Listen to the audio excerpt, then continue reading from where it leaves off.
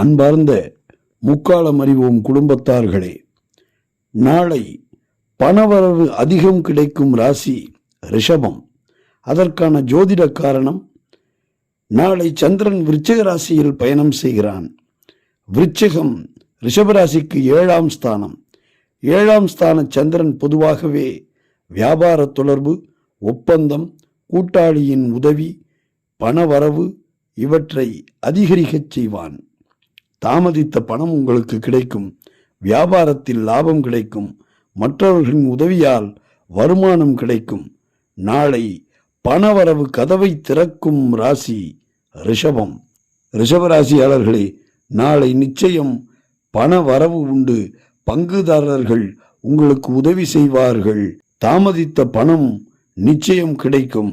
வியாபாரத்தில் நல்ல லாபமும் கிடைக்கும்.